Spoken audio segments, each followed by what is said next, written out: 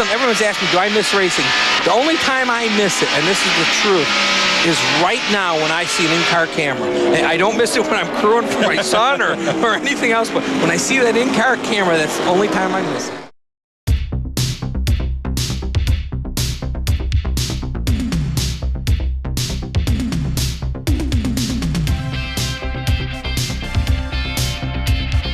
Alrighty, and welcome to another edition of Flashback to the Track. It's edition, not addition, but we'll have an edition of Mark. What's up, buddy?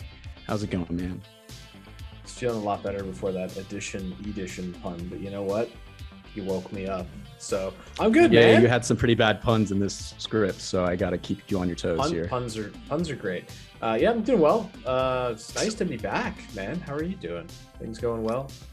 Yeah, everything's going well. You know, in James Land, everything is going as good as it can be. New location for me this weekend, which is not too bad. But, you know, let's get into the meat and potatoes here of this one, Mark. We're going to be talking about the Automobile Racing Club of America.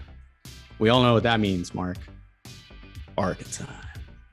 ARCA is always like something that we forget about. You know, the motorsports nerds like us, we remember ARCA because, you know, it's like, you know, there's more to stock car racing than just NASCAR in America.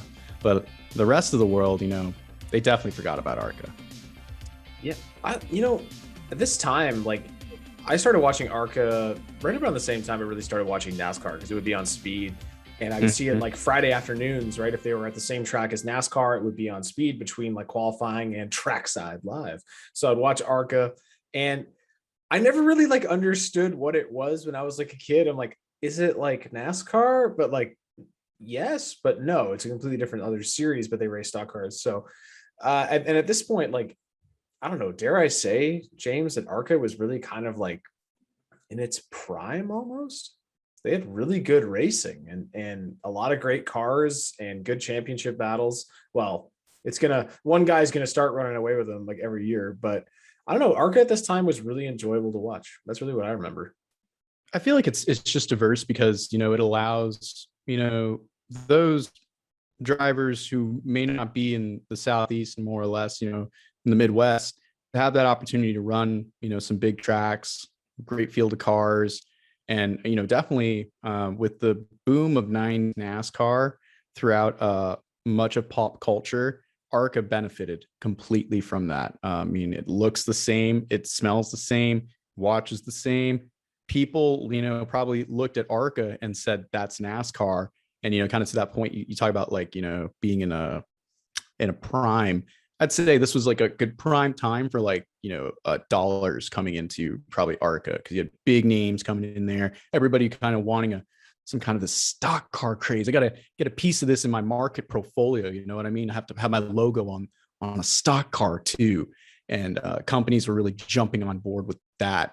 And then also 2 locations going to different places and big things. And I guess this is how we can perfectly segue into the race we're covering today, Mark. We're going to look at the 2001 PFG Lester 150 at the Nashville Superspeedway, the first ever race held at the Nashville Superspeedway, and for ARCA, the first ever concrete race. Talk about double firsts in a weekend, Mark. Not bad. And fun fact, this race was held on a Friday the 13th. So it's a very lucky occasion for this one. But man, yeah. So this event, you specifically, when we first started talking about some of the notes going into the podcast, you mentioned how big the crowd was in the big grandstand section by the start finish, correct? It's absolutely packed, man. This race is crazy. And it's not something you would think of like, you know, for an ARCA race, because usually they're, you know, when I think of ARCA, I think it's Friday afternoon at a, you know, NASCAR weekend, and there's not going to be a lot of fans there, like Friday afternoon at Michigan or something, because no one's really driving all the way out there just to watch cup practice and then an ARCA race. But this is on its own. It's on Friday in the evening, Friday the 13th. And like, this is just, it's packed, man. That main grandstand is absolutely full because it's an exciting event. Like you said, you're getting that, you know, it's stock car racing fast on a brand new racetrack. So people want to check it out. You know, why not stop by the race and watch a race before you head downtown and go to the bars and have yourself a fantastic evening out? Well, that's another thing too. Is Nashville is a very rich racing capita, specifically stock car racing. You look at Nashville Fairgrounds Speedway, the amount of history that facility holds, the people that have gone through it. I mean, legends in stock car racing. It holds its place in history for stock car racing, but not really much in the mainstream. Actually, at this point, 2001, NASCAR had stopped going to the fairgrounds. 2000 was the last ever year they went to the fairgrounds with the Busch Grand National Series, at the time Busch Series. So that was, a big chunk of racing taken out of Nashville. Of course, in this year, the Busch Series would come to the Superspeedway as well. So this weekend was a shared ARCA Busch weekend. So that's also too, you have like another draw as well to help with that. But the biggest draw is it's not too far from, Nashville downtown area, about 20, 30 minutes away, a little bit out there in its own little area, kind of near the mountains. That the track's kind of like edged in the mountains, which is really cool looking. But man, it's just, it allowed, I think, another chapter of stock car racing to continue to be written in that area with such a rich history already. And it's really great to see that they've come back to Nashville. I've been there this year for the whole NASCAR weekend from trucks to cup, and it was amazing. The facility's great. I love Nashville. Apparently much hasn't been done to it since it was first built in 2001, which is interesting because here's another fun fact, Mark, people might forget. Dover Downs Entertainment Group actually built the track and owned the track for quite a long time. It constructed it in a course of 14 months to meet the deadline for the ARCA NASCAR race weekend. And with that, Mark, they still even have like all the garages built up. A lot of the infrastructure was there, but it wasn't all in place. So they had to rush to get everything in, but they did. They got the track was done. The grandstands were complete and everything. Beautiful 18 degrees in the corner, 4 degrees on the straightaway. Beautiful facility. And it's got character. It's got some nice bumps in the corner that really catch drivers, whether they're in turns 1 or 2 or 3 and 4. So this track's so beautiful. And it's had some pretty great history throughout its time, because not only has it hosted the Cup Series and the Xfinity Series and NASCAR's Truck Series, as well as ARCA, but it's hosted open wheel racing. IndyCar Series visited Nashville for a couple seasons as well in the mid 2000s too. So it's a multi-purpose facility. And I've always seen it too on television shows, man. Like I remember seeing the show Trucks, and there was an episode where they had the truck they built and they were like taking it out, doing like a shakedown of it. And they're at Nashville Speedway with it. And I was like, I didn't know you could go to Nashville Speedway when it wasn't a race weekend. So that was eye-opening for me, but it must also get good money in repurposement ways. You know what I mean? Like it's not just having to be a racing facility to draw a buck, Right. It's all about diversifying your portfolio and finding, all those different revenue streams, man. Track's got to make money if you're only hosting 3-4 races a year, got to find a way to make money the rest of the time. But James, let's get into this race a little bit and talk a little about the ARCA field for this one. So we'll go over some of the key starters in this one. And the big one, first we got to start the list off with is Mr. Frank Kimmel. He's the ARCA GOAT, and he's driving the number 46 Advanced Auto Parts Chevy. So we all know Frank Kimmel now as the guy that has 10 ARCA championships. But at this point, he's only captured 2 of the 10, but he's about ready to take on the new challenge of a concrete racetrack at Nashville. And 2001 was the first season the team switched to Ford, but they still ran Chevys from time to time. And you see that a lot in ARCA, James. Yeah, I mean, the manufacturer alliance wasn't really, there as far as probably how much money you would get for running like a Ford or a Chevy. So for a lot of these teams, it's like, hey, I'm just going to run whatever body it makes probably the best downforce for the kind of racing we're doing and just be done with it. So yeah, it's funny because if you watch the first round, this is round 2 of the ARCA season. Round 1 at Daytona, Frank's driving a Ford. Here he's driving a Chevy. So it's kind of fun. Next up, Stanton Barrett, everyone's favorite stuntman / NASCAR driver, driving the number 15 Ford. This is actually Stan's second ever ARCA start in his career. Now, he is the son of stuntman and racer Stan Barrett. And at this point, Stan had a handful of starts in the NASCAR Cup Series and NASCAR Xfinity Series as well. But Mark, this is interesting too. This is like his only ARCA start of the year. It's a one-off, basically. Stanton Barrett's For always Stanton ready Barrett. to go, man. And Stanton Barrett is weird like that. Later in his career is like that too. You don't hear from him for 3 years, then he shows up. You know, Stanton Barrett's always ready to go. Next up, Exactly. we get Rick Corelli, a West Coast driver, the High Plains drifter. He's driving number 05 Remax Chevy, and it's Corelli Remax, Rick Corelli Remax. So if you're looking to get a new home, maybe go with Rick Corelli. I don't know. Is that still a thing, you think, James? Oh, it's been 20 years. Who knows? Well, it's actually really funny because when I was a kid, I remember seeing a Chevy Monte Carlo driving around town. It was a red one, and it was 05 on the side, Remax, branding all over, contingency decals, quarter panel here, there, everywhere. And I swear that was Rick Corelli. I swear it was Rick. Rick, I know you in Spring Hill, bro. Rick Corelli. I thought it was no, but actually that was the first time I saw this and made the association of like ARCA and racing, or Remax and racing. And then I was like, wait, that's ARCA. And then, yeah. So, but yeah, I saw that when I was a kid and that was kind of interesting. So Corelli's a stock car racing veteran. He's also racing the Truck Series, also racing the Southwest Tour. And he's from Colorado. And I said West Coast. He's from Colorado. I always think he's from California. He's from Colorado. And the funny thing is, James, I was looking at a map the other day, and I always think that Colorado is way farther west than it is. Like when people say Colorado, and then you look at a map, you're like, it's right in the middle of America. And for some reason, I always think it's like next to California. I don't know why. God, Canadians, right? Colorado native. He's making his first ARCA start since 1994. And he's going to run a partial schedule in 2001. But he's got that series sponsor, so let's see how that will do for him. Up next, the stock car female racing legend herself, Shawna Robinson. All right, driving for the former head of Ford Motor Company's International Motorsports Division, Michael Cranafis, in the number 8 Aaron's Ford. All right, now this is pretty cool that Cranafis is still fielding teams. You may remember him throughout the 90s in NASCAR, fielding the number 37 that was driven by John Andretti as well as Jeremy Mayfield. Then it became the 12 team that was with Penske midway through 2000. Penske bought him out. Cranafis, he's doing his own thing. So he's been working with Robinson here. Robinson has been racing in ARCA for quite a number of years now, but has been racing motorsports in general for about 2 decades, since the 80s.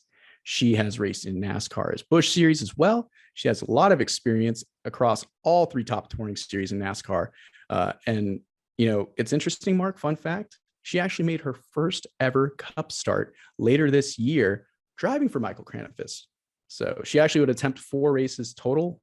Unfortunately, she missed 3, but she would actually make 1 race. So really great to see that Shawna Robinson and the relationship with Michael Cranafis was actually really fruitful in the end. And this would be her final start of the year too in ARCA. Next up, we have Jason Jarrett, son of Dale Jarrett, driving the number 67 Pontiac. So he's been competing in the Xfinity Series for 4 seasons. He's moving to ARCA 2001, and he's going to compete for the full championship. So his first ARCA start came the season before in 2000 at Charlotte, and his grandfather, Ned, is a listed car owner. So a little family operation. It's very common in ARCA. Yeah, it was really cool. He's driving for a really small team that I think it's NL Motorsports, I believe it was.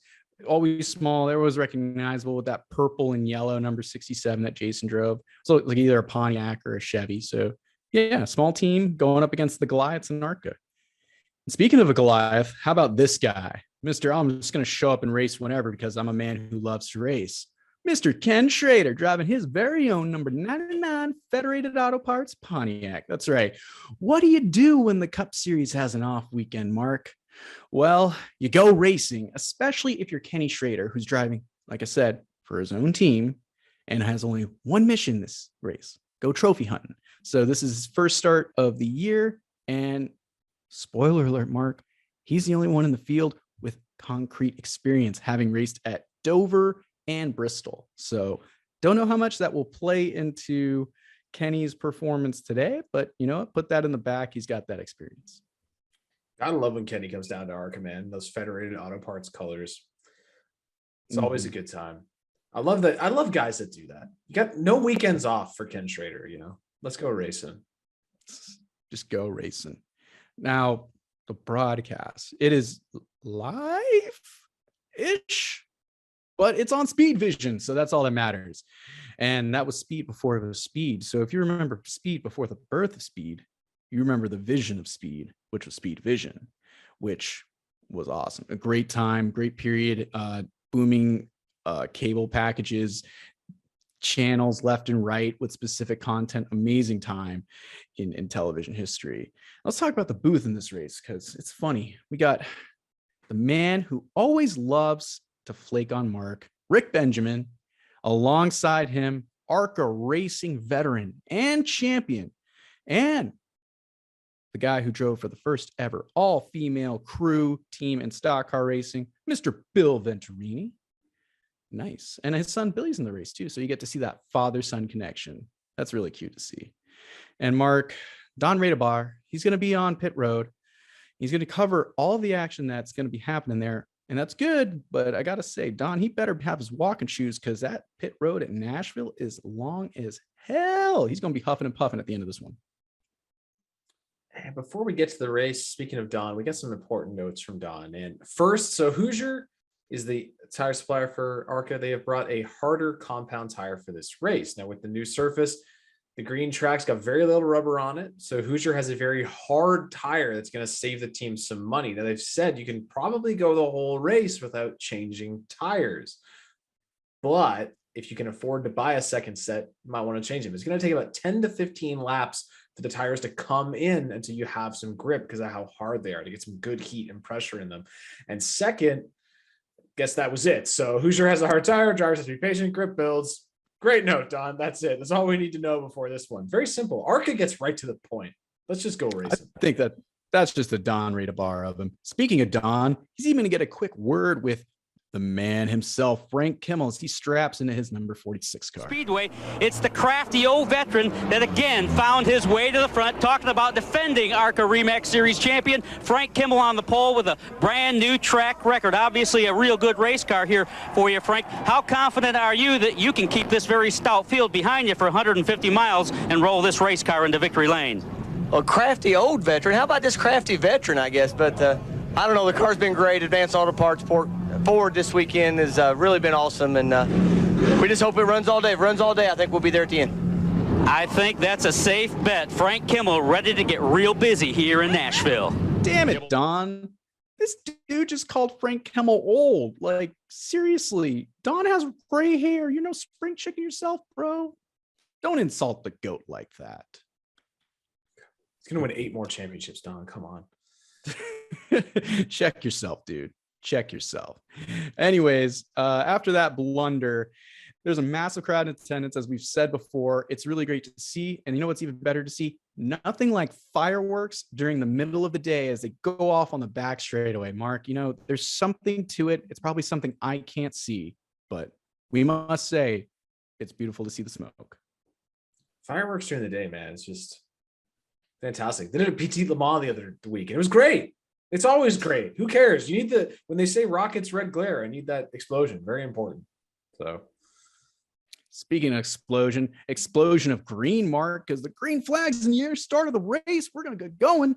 Of course, Frank Kimmel, he's going to jump out to a big lead as everyone gingerly works their way around the track. You can just see in the opening lap, everyone's just kind of minding their P's and Q's. No, you go. Now you go. I'll give you an extra car length. You go. Like, everyone's really trying to tiptoe their way around the speedway. It's kind of cute to see. And the layout, it's throwing a lot of teams for loops. As you kind of see the walls, they got a lot of black marks on them, man. People have been making contact during practice and qualifying. Yeah, a driver that we don't see up front is Jason Jarrett. So Jason Jarrett just started the back in the 67 Pontiac because he changed engines. And he did qualify 5th fastest, man. So he's going to be coming through the field, but he has to make up track position. Like we said, with the tires coming in, it's going to take a little bit longer, but we should see him coming through the field. We get the first caution of the race on some lap. Didn't keep count. Do we have a lap counter in this one, James? Like, we're just... It's Speed Vision, Mark. We don't have the budget for a lap counter. No, we don't have budget for. We don't have the budget for this to be live right now, so it's caution's out. Unfortunately, Chase Montgomery, he's made some hard contact with the outside wall coming off turn 2. No replay, of course. Like we said, we don't have the budget for that, Mark. It's Speed Vision, but we do have the budget to go to commercial break. They'll be right back with a restart. And on the restart, Ken Schrader is on the move. We get to go on board with Schrader. And man, Schrader's working that wheel. He's digging on the bottom, moved up to fifth, from fifth, 2 seconds since the drop of the green flag. But we mentioned Jason Jarrett earlier, and no one has gained more positions than him. He started 38th, but he's moved up 24 spots and now 25 as he moves even closer to the top 10. I got to say, Mark, the racing on track has been great, but the best part of this race so far has to be Bill Venturini in the booth. Okay. He has great insight, so much insight and enthusiasm just during this entire broadcast. It's insane. Like how he talks about he misses driving a race car whenever he sees an in-car shot, but then he doesn't miss working on his son's race car too. It's just this whole like flood of emotions and then like realization that he doesn't have to do it anymore. And then like the relief of stress. You can just hear it in his voice. He's just having so much fun watching the race and calling it from the booth. But unfortunately, he's going to have to call another caution. Flag flies again. The number 48 of Donny Morelock. He's going to make a quick spin on the front straightaway, sitting in the grass. He's all good. He's going to ride it. Car retires. He rejoins the field. Fortunate spin there, Mark. Very fortunate. Well, we'll get back to the restart. On the restart, Schrader's going to dive to the inside of Frank Kimmel in turn one, and the two run side by side for a whole lap before Schrader clears Kimmel down the back straightaway.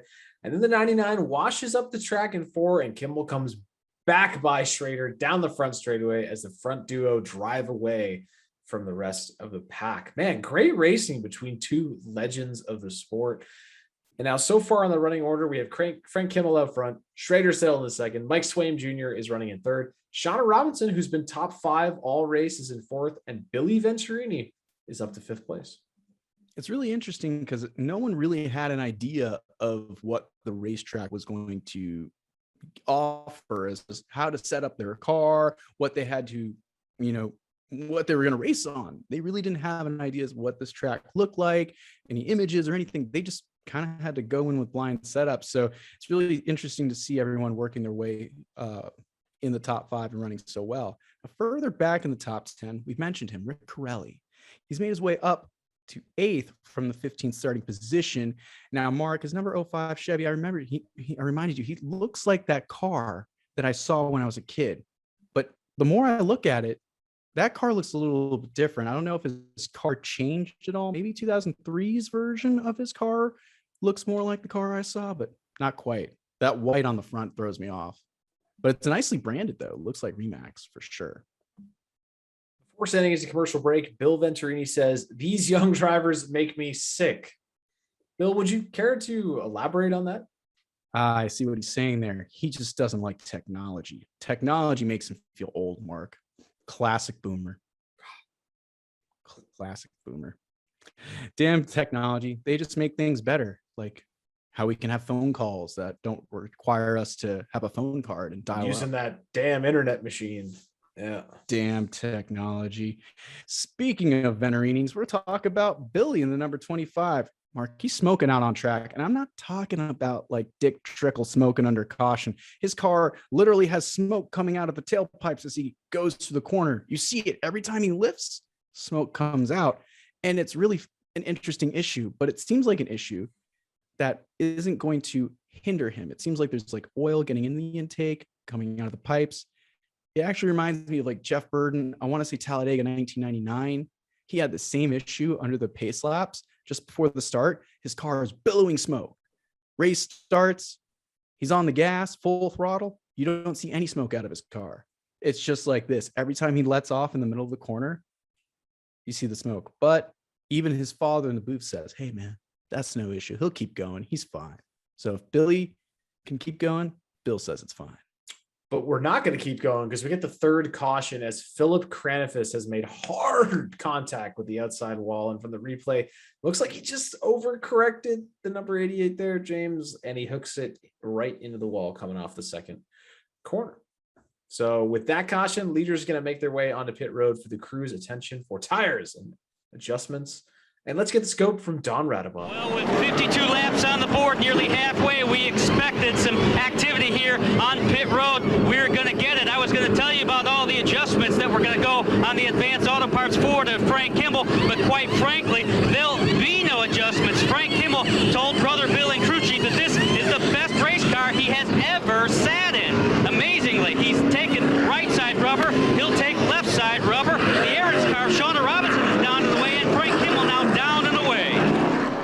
Don. Frank had nothing new to report about his car. Couldn't you have gotten the scoop from someone else on pit road? You could have maybe gone one pit box further down and figured out what else is happening. But I don't know, Mark. I maybe I'm being too hard on Don.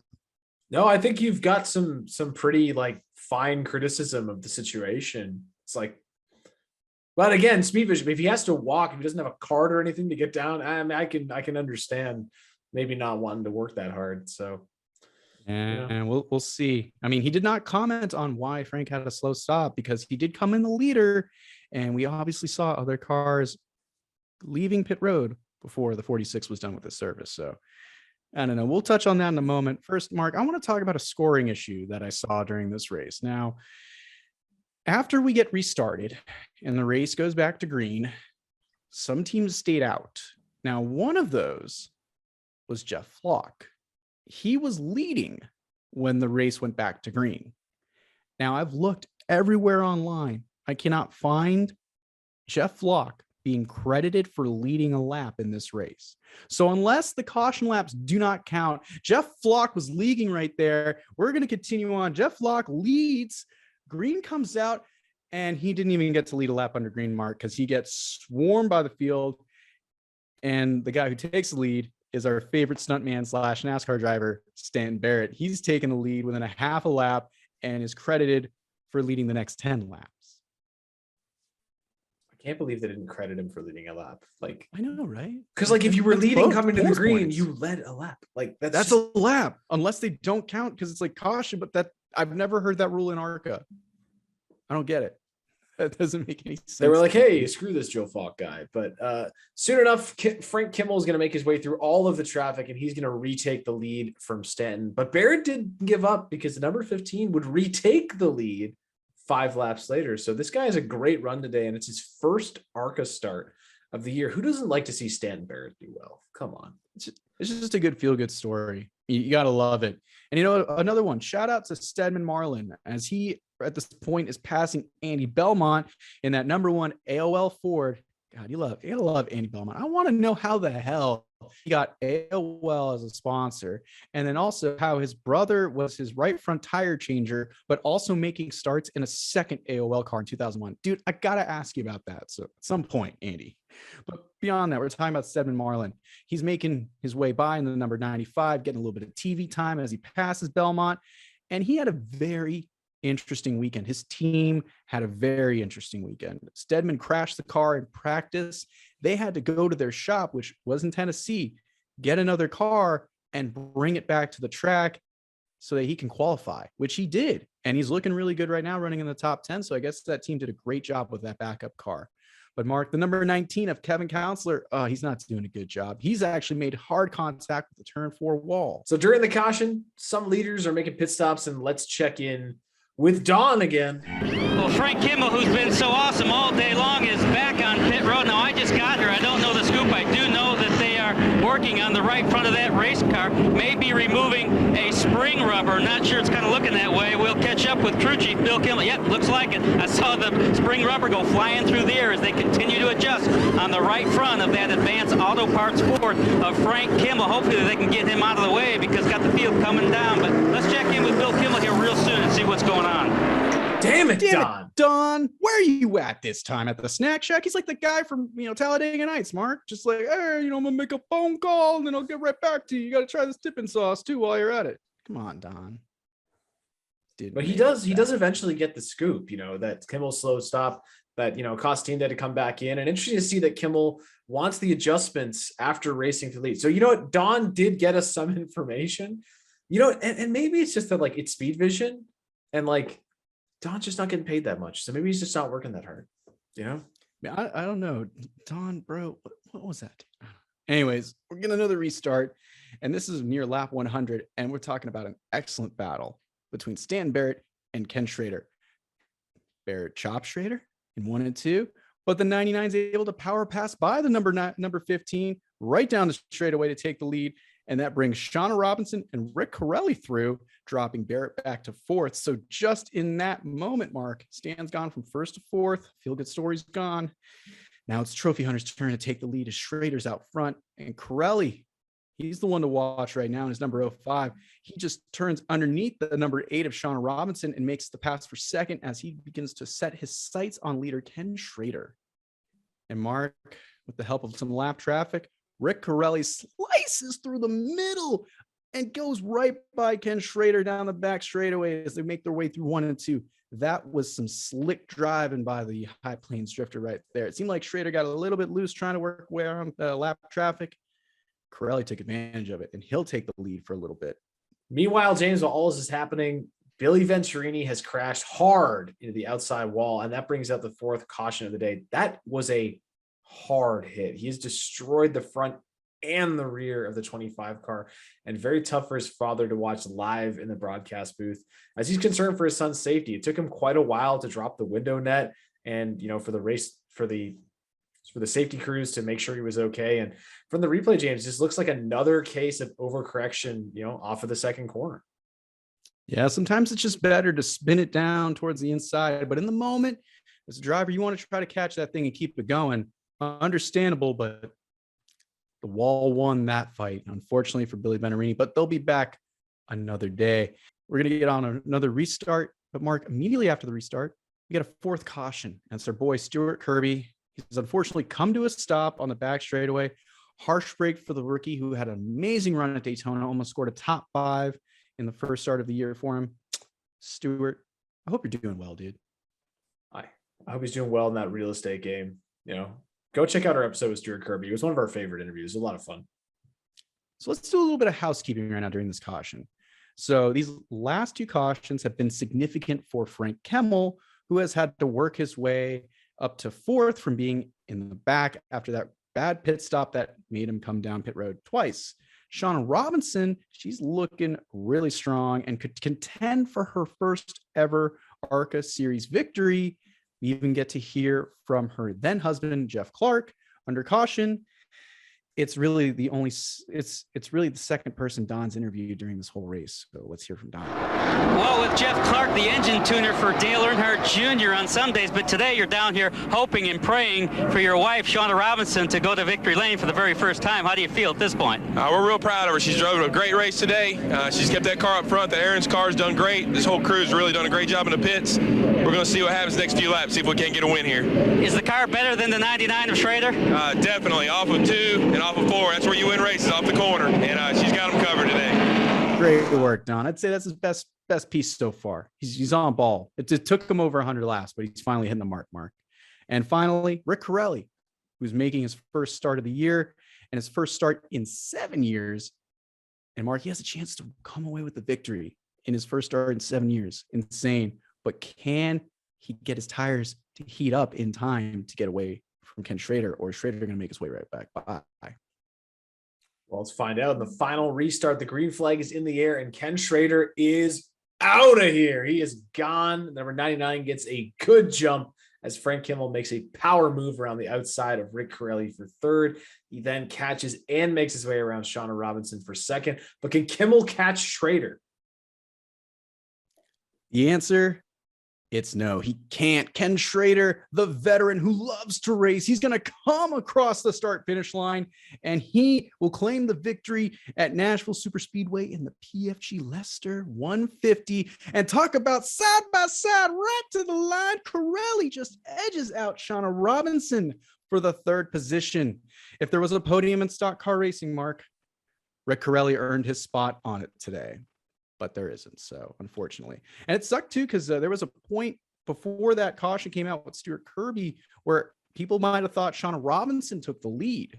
But we got to remember, at this point, there's no racing back to the caution. When the caution comes out, the field is frozen. A series that started doing that before everyone else was ARCA. So in 2001, in ARCA, Trailblazers, field was man. frozen.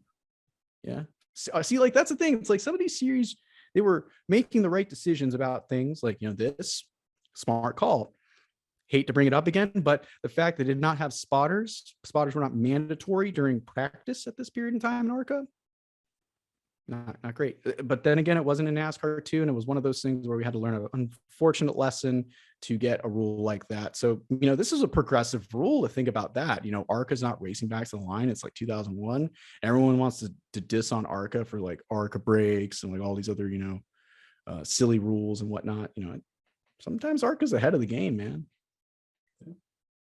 In the end, James, NASCAR legend Ken Schrader, he has won the first event ever at Nashville Superspeedway. Something I did not know, James, until you suggested that we look at this race. So Ken Schrader, in the history books for winning the first ever race at Nashville Superspeedway, led 26 laps for that victory over Frank Kimmel.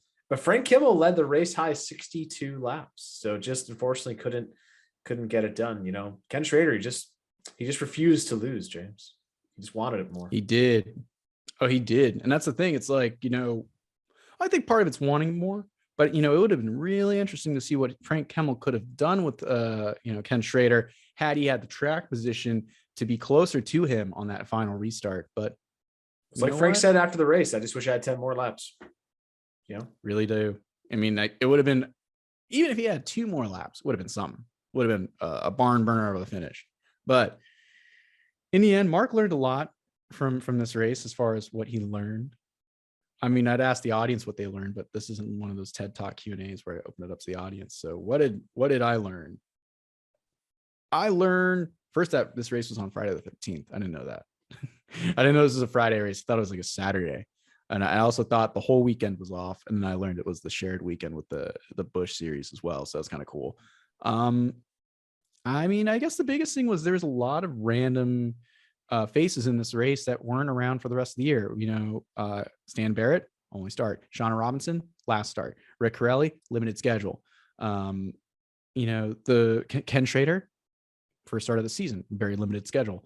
The constant faces you saw in ARCA in this year specifically were definitely Jason Jarrett, Frank Kimmel. And then you had like guys like Belmont, and Stuart Kirby. He was competing part-time as well, but on a regular basis too. I mean, it was kind of eclectic, man. You don't really see the consistency of drivers who compete full-time week to week, or when the races just aren't at the big NASCAR weekends or at the NASCAR tracks in ARCA. And like, I think we kind of like talked about it, like, how you're saying with Richard Petty, how like, you look at his championships and you got to be like, man, whatever. He won them and there's only like 3 competitive cars. And some people might say the same thing about Frank Kimmel, who went on a tear, winning 7 straight championships in this period. But he was there week to week, competing week to week, being the best guy week to week. So you can't hate him for doing that. So, I mean, that's the thing too, you got to learn. It's like, it's interesting. You see the bigger races and you see all these big names and the teams and whatnot. But then you look at the rest of the year and you see how people, fall off, or teams just don't have the funding to do the whole season, or the schedule is something, it's really interesting to see that. So I learned that about this race. I didn't think that'd play such an effect into it, but it was so fun to watch because he's had such interesting names, but then they don't pop up for the rest of the year. So it's weird. Yeah, in 2001, there were only 8 drivers that ran the entire ARCA schedule. So the rest of them were, like you said, mostly partial schedules. Like Tim Steele finished 9th in points. He only made 17 starts. Frank Kimmel only 2 of the drivers that ran full time won races. Frank won 10. Jason Jarrett won 1. And Kimmel, yeah, he absolutely just, how much did he win points by? Almost 1,100 points was the difference. So yeah. And the thing is, like, can you really take it away from Frank though? It's like somebody has to win that title, right? And it's not his fault if he doesn't have a lot of people to compete against him. He shows up, he won 10 races and he smoked people, and it's just the way it is. And he ended up winning 10 championships in his career. You can argue maybe the competition wasn't there, but in the end, he still won the championship. So you can't really take it away from him. And another big thing too is like, you look at a guy like Frank Kimmel, it's like, he always had something on his quarter panels. You can't even like fault him. You'd be like, oh, he had the best equipment. He had this. It's like, the guy had funding too. The guy was able to make his team marketable. And that's what's interesting too about ARCA. You see so many teams with like, contingency sponsors everywhere because it's all they can afford to get are those smaller sponsors here, there, and everywhere. And, small logos on the hoods and whatnot, just because it's what can be afforded. Frank always had that Advanced Auto Parts, Pork the Other White Meat, always on that car. And you got to give him, a testament for keeping his sponsor happy. I kind of like mentioned a little bit with Belmont. Andy Belmont, I want to know everything about that seriously. Cause like, how did you get AOL? You had AOL for years too, even before everyone was like, oh, NASCAR, Kevin Harvick, 29 car AOL, or the 30 car with RCR. Before that, Andy Belmont was running AOL and ARCA, dude. And then like in this season, like I mentioned, like there were races, you go back and like there are 2 AOL cars, but like it's his brother and the other one who's also his crew chief and his right front tire changer starting park in that car. Then going and changing tires on Andy. So it's like, dude, it's like ARCA is such a crazy thing. But like, yeah, I mean, Frank kept his sponsors happy. I mean, that's the biggest point I'm trying to make there. And he kept him on the car, which was big. Because if you look at, like you're saying, Mark, Jason Jarrett, his car was blank the entire year. It was just, there was a sponsor to come on like a race or two, but that was it. So that's a huge, huge aspect of it. You know, funding really makes the program work. Without it, you have no program. And it's Frank just having consistency in everything, right? Consistency and that consistency in his running. And, you know, my favorite Frank Kimmel stat is when 2013, when he won the championship, he finished in the top 10 in every single race. 21 races, top 10s in all of them, which is just remarkable. So I don't think we look back at Frank Kimmel enough as the great driver that he was. Like you can say, well, he raced in ARCA. So what? He won a boatload of races. Like, and that's really all that matters. Like we idolize people at our local short tracks. We idolize all kinds of those sort of, to me, Frank Kimmel's like a folk hero of stock car racing. You know what I mean? Like, I feel like John Denver could write a song about him or something, you know, Frank Kimmel, like, or James like Taylor, one of those guys. He should have some kind of like recognition, at least, even if it's like folklore or something. Cause like he finally got an IROC in 2006. Finally, they put him in IROC. Yeah, they accepted the ARCA champion finally in IROC. Mm-hmm. And I mean, like, that's the thing. It's like you look at Kimmel's like stats, his IROC stats weren't great. The biggest thing people always like bring up first is like, oh yeah, didn't he make a couple of starts in that 26 car in like 2002? He's like, yeah, he did. But I mean, like that was the faltering year of that, 26 team at that time. So like, you can't justify his performance on that. I mean, he was given that ride, which was huge for him. And you think about this too, Mark, it's like, you look at stats, like people are always like 7-time Winston Cup champion, Dale Earnhardt, he's the man. Richard Petty's the king, 7 championships. Frank's got more championships than them. Yep. He should have folklore. He should be like some kind of Americana. That's what I'm saying. Yeah, he needs his own song, like Casey Jones and what's the other guy, the Hammer guy, John Henry. He needs a song like that guy. But people never bring up Frank's top 10 finish in the Truck Series at Daytona. Put some respect on Frank Kimmel, okay? Come on. Yeah, Frank just it's interesting because I think ARCA was the biggest thing that, I don't know, I'd like to talk to Frank about that. Like, why ARCA so much? Was it your roots? Was it more of your pace? Was it where you wanted to be?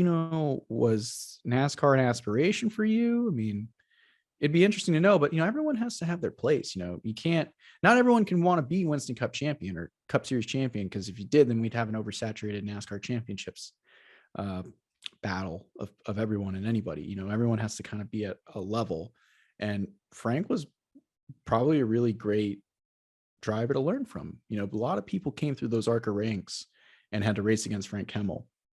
So, I mean, he probably, his racing rubbed off a lot on a lot of other people. So he was probably really influential in that way as well. Frank Kimmel, man, put some respect on Frank Kimmel. We would do a thing where Ken Schrader wins and then we talk about Frank Kimmel for 15 minutes, but you know what? He deserves it. We've got to make up for the lack of chatting we've had about Frank Kimmel. I'd love to see Frank Kimmel like on Dale Jr. Download or something like that. Yeah, I'd like to talk to him, honestly. I want to get him on our show. I think we should. Yeah, I'm going to work on that. I'm going to try and get Frank Kimmel. That'd be amazing. Just like I've been trying to get Rick Benjamin for like a year. Rick, that was worthwhile shade, Rick. I mean, you keep blowing Mark off like he is a Tinder date. He is more than a Tinder date. He is a Bumble date. Yeah, or Hinge. The premium apps. Plenty of fish. Plenty of fish. He is eHarmony worthy. Yeah. He doesn't swipe right or swipe left. Farmers only. Anyways, we're gonna rate moving along. But yeah, we gotta rate this race. So let's talk about some numbers. You go first. Give me the. I'm gonna give it an 8. I think our median's like a 7. Like that's our average. It's above average. I mean, of course, I think things that deter from it obviously are the lack of information.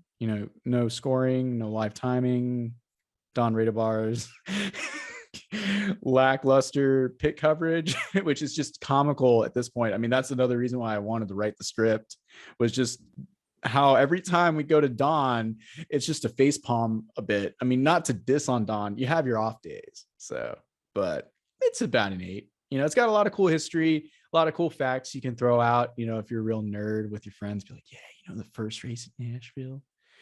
And, if you're ever going to crash a bridal shower or bridal party or whatever those things that happen in Nashville, you can always flex some facts like this at those events. I'm sure you'll be well received at the bar if you bring up facts about the first NASCAR race in Nashville to the Bachelorette. But hey, baby, you want to hear something good?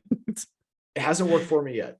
So I am not going to give this an 8. I'm going to give it a 6. So It has the fun trivia stuff, and I appreciate that.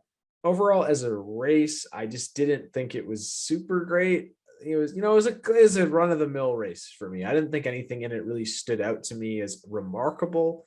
But you got Stanton Barrett, 6.5. I'll give it 6.5. Stanton Barrett led laps, so 6.5 just for that. I mean, this is it's the only one of the few chances you get to see Stanton Barrett in 2001, and you're going to give it a 6.5. 6.5. Yeah, I'm sorry. I just didn't think it was that great. And it got me all excited that Shawna Robinson was going to run a bunch of races, and this was like the last ARCA race she ended up running that year. Well, she ran races with Michael Waltrip Racing, and like I said, ran 3 Busch races. Yeah, and then she made that Cup race in Michigan. Yeah, they didn't pan out. Yeah, and that's the thing. And then 2002, she would start with BAM Racing, became the second woman ever to make the 2500, which was a huge accomplishment. She made 7 starts in 2002. Made it in the game. Everyone remembers. Thunder with 2 paint schemes, the white one and a black one. Had the black car too, yeah. And I think BAM Racing, that's a team I'd like to go back and look at, because I believe a woman owned that team too. So Beth Ann Morgenthau. That's why it's called BAM Racing. Yeah, I mean, it's like an interesting little piece of history that, like, the Carrot Top car, the AT&T 1-800 call AT&T car. Come on, it was good. Greater too. Yeah. But yeah, just like that kind of full circle stuff is nice. But yeah, and then like Stan not doing it, but I think that's what makes this race a little more interesting. ARCA 2001 is a very interesting season just to look back at. Mm-hmm. There's so many like interesting venues they go to, as far as, I'm gonna stop saying the word interesting, unique venues they go to, because they go to super speedways, not just like Nashville Superspeedway. They obviously had to call this a super speedway to distinguish it from the fairground speedway, but like actual super speedways like Daytona, Talladega, Michigan. Well, by definition, technically anything over a mile is a super speedway. Yes. Yeah. Correct. So they're not wrong. They're not wrong, but it does help with the differentiation of fairground speedway and super speedway. But that is true. I think that's the thing. It's like the whole technical terms that have popped up, especially like from like the mid 90s to now, with the intermediate track, kind of like definition. I feel like that takes the place of 1.5 miles now, but I don't know. Anyways, they go to road courses, dirt tracks, super speedways, short tracks, NASCAR weekends, non-NASCAR weekends. There's quite a lot, but it always sucks because you can never find a full ARCA season anywhere, because a lot of the races probably weren't televised. And then if they were, someone didn't put the tape on YouTube or even record the tape or record the race to the tape at that time period in 2001 or 2002 or whatever. And it's lost forever in the annals of time, or probably Fox has it, because I don't think they have like ARCA video library like NASCAR Productions has, Hey, they might. You never know. Someone's got this somewhere. And thank you to Stock Car Scott for uploading this race onto YouTube. Now, if you want to watch it, you can't type in ARCA Nashville 2001. You have to type in 2001 PFG Lester 150, or you will not be able to find it. So it's you can type in ARCA 2001. You just might end up getting onto the actual playlist of the 2001 season race. Yeah, you'll get there. You'll find it. It'll be race 2. I would recommend going through that playlist. It's kind of fun. There's like some like interesting tracks like St. Louis. They go to Gateway in 2001. That was pretty cool. They go to Watkins Glen in 2001. They do, yes. Some interesting winners that season too, man. Ed Barrier.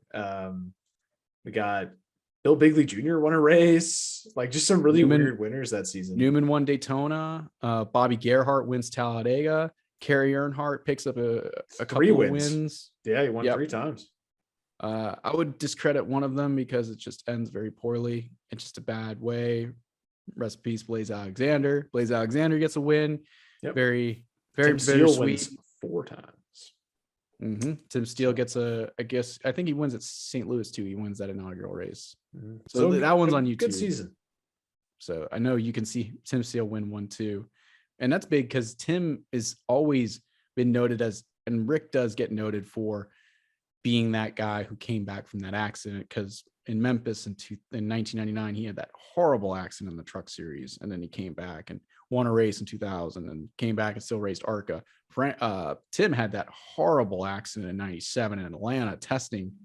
And he was, I think at this point, it was well documented in that Fox Sports little piece, that doc piece. But I think at this point he was kind of like on Oxycontin too in racing.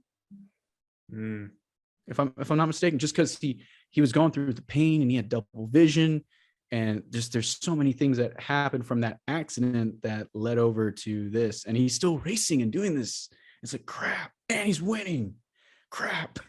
It's like, dang, Tim Steele is the man. What could have been if he didn't get in that hard impact at Atlanta and smacked his head against the concrete wall? What could have been? So yeah, ARCA, man, it makes you really look back and think. So ARCA 2001, I'd recommend it. Go check it out. It's pretty cool. And read up on Tim Steele.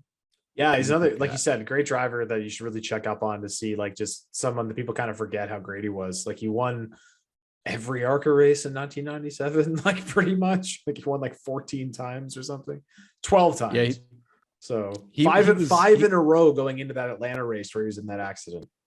And he was driving for his family's team too. His HS was his dad's company, so it was all family funded kind of thing too. He says he never remembered accepting the championship trophy from that year. Wow. Doesn't remember that. That's how hard he hit that wall and how blacked out he was. I mean, at that point I can understand the things that would have happened to him later on and everything, but to overcome it and to be where he is today, really great job for Tim Steele. And to still have success while he was doing that, really great job too. But yeah, this was fun, man. I like this kind of racing. I always like looking back at like the obscure ones where you like, oh, there's this person and that person and the little fun facts. I think Dover Downs doesn't even own Nashville now, actually. I think they sold it. I don't know who owns Nashville now. I think actually Dover sold themselves too. The Dover Downs Entertainment doesn't own Dover anymore. I think it's ISC now. I'm trying to figure out who owns. No, it still says Dover Motorsports Inc. is the owner of Nashville Superspeedway. So, and apparently Dover Motorsports still does own Dover. I think I remember Bob Pockris posting something about how they're still owned by like a somewhat of a private entity. I mean, it's interesting because like if you look on the stock market, that's Dover Motorsports Incorporated is its own thing. It's like a publicly traded company as well. So I mean, you can go and check it out. But like, yeah, it's interesting that like, in this commodity we see like you see Speedway Motorsports Incorporated, SMI, and you have ISC, International Speedway Corporation, and then smaller venues like the Dover Group. I think that's like something you need to have these independents in here. You can't just have like corporations just having a monopoly on track ownership in the sport, like I kind of like cringe a little bit that NASCAR owns Daytona and Talladega because, talking about owning the ball and the court at the same time, like it's just a little too much of a conflict of interest in my opinion. The NFL doesn't own the fields that the players are on, it's the franchise, you know what I mean? Mm-hmm. So it's like, I don't know. But then again, it is a totally different realm of sport. So it could be a benefit too. Because like then if you have that, then you can cover your ass more. It's like, oh, we own the track too. We're going to make sure the track is to our specifications. So maybe at this point, this is probably the better thing to do. Then again, we don't want monopolies. Monopolies aren't good. Well, on that note, James, 8 from you, 6.5 from me. Not a bad race. Definitely worth taking a look at. And for honestly, even if it's just for like the trivia aspect of the cool stuff, like it's definitely a race worth watching. So yeah, that is gonna pretty much do it, I guess, for this episode of Flashback to the Track. But of course, James, before we go, we have to thank our partners at Blue Emu. Yes, thank you for all of the maximum strength relief you can provide to our muscles and joints, Blue Emu, and they can provide it to you. All you need to do is find what Blue Emu product works best for you, whether you like to spray it on, rub it on gently, put it in your bath and let it bomb out, or maybe you want some cream and you want to lidocaine it. Whatever you want. Blue Emu's patches too. for you. We've got it all. We've got all the Patches products of for you. Houlihan. So yeah, definitely go pick up some Blue Emu and tell whoever's at the store that you purchased it from that we sent you. Be like, James and Mark sent me to buy this. Let them know. And they'll be like, okay. I'd be like, cool. Thank you for that. Let them know. But yeah, Let thanks them so much know. to Blue Emu. Oh, go ahead, James. What do you got? I was going to say, fun fact right here. So I'm reading this article from November 8th. Speedway Motorsports LLC, a leading marketing and promoter and sponsor of motorsports entertainment, and Dover Motorsports Incorporated, today announced that companies have entered into a definite agreement under which Speedway Motorsports has agreed to acquire Dover Motorsports for $3.61 per share in cash for an approximate total of $131.5 million. So yeah, Well, that's who bought him out. well, when you're rich, you don't write checks, James. Straight cash, homie. All right.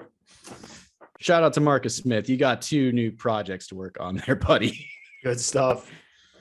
Well, there you go. All right. Up-to-date news on the Flashbacks of the Track podcast, which we don't do, but this week we do. Yes. Thanks to everyone who listens. Thanks to our partners at Blue Emu for being amazing and supporting this. And yeah, always reach out to us and tell us what you want to hear on this podcast. We'll try to cover some more interesting things that you find interesting. I'll stop saying interesting. Find some more broader topics that you want to sink your teeth into.